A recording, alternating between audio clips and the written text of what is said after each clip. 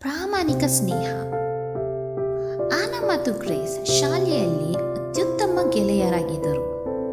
ಒಂದು ದಿನ ಕೆಲವು ಸಹಪಾಠಿಗಳು ಡ್ಯಾನಿಯಲ್ ಎಂಬ ಶಾಂತ ಹುಡುಗನನ್ನು ಗೇಲಿ ಮಾಡಲು ಪ್ರಾರಂಭಿಸಿದರು.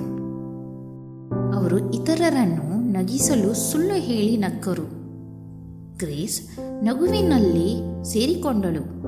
ಆದರೆ ಆನಾ ದುಃಖಿತಳಾದಳು. ಪ್ರೀತಿ ನಿಜವಾಗಿರಬೇಕು ಮತ್ತು ದಯೆಯಿಂದ ಕೂಡಿರಬೇಕು ಎಂದು ತನ್ನ ಪೋಷಕರು ಕಲಿಸಿದ್ದನ್ನು ಅವಳು ನೆನಪಿಸಿಕೊಂಡಳು. ದೇವರ ವಾಕ್ಯವನ್ನು ಅವಳು ಯೋಚಿಸಿದಳು. ಪ್ರೀತಿಯು ನಿಷ್ಕಪಟವಾಗಿರಬೇಕು. ಕೆಟ್ಟದನ್ನು ದ್ವೇಷಿಸಿರಿ, ಒಳ್ಳೆಯದನ್ನು ಅಂಟಿಕೊಂಡಿರಿ. ನಗುವ ಬದಲು ಆನಾ ಡ್ಯಾನಿಯಲ್ ಬಳಿಗೆ ಹೋಗಿ ಪ್ರೀತಿಯಿಂದ ಹೇಳಿದಳು, ಚಿಂತಿಸಬೇಡ ಡ್ಯಾನಿಯಲ್, ನೀನು ತರಗತಿಯಲ್ಲಿ ಯಾವಾಗಲೂ ನಿನ್ನ ಉತ್ತಮವನ್ನು ಪ್ರಯತ್ನಿಸುವುದು ನನಗೆ ಇಷ್ಟ. ಅವಳ ಮಾತುಗಳು ಅವನನ್ನು ನಗುವಂತೆ ಮಾಡಿದವು. ನಂತರ ಗ್ರೇಸ್ ಆನಾಳನ್ನು ಕೇಳಿದಳು, ನೀನು ನಮ್ಮೊಂದಿಗೆ ಏಕೆ ನಗಲಿಲ್ಲ?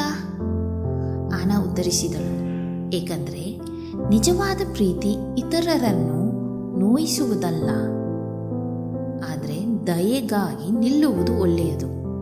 ಆ ದಿನದಿಂದ ಗ್ರೇಸ್ ಅರ್ಥ ಮಾಡಿಕೊಂಡಳು ಮತ್ತು ಇಬ್ಬರು ಹುಡುಗಿಯರು ಎಲ್ಲರಿಗೂ ನಿಜವಾದ ಪ್ರೀತಿಯನ್ನು ತೋರಿಸಲು ನಿರ್ಧರಿಸಿದರು.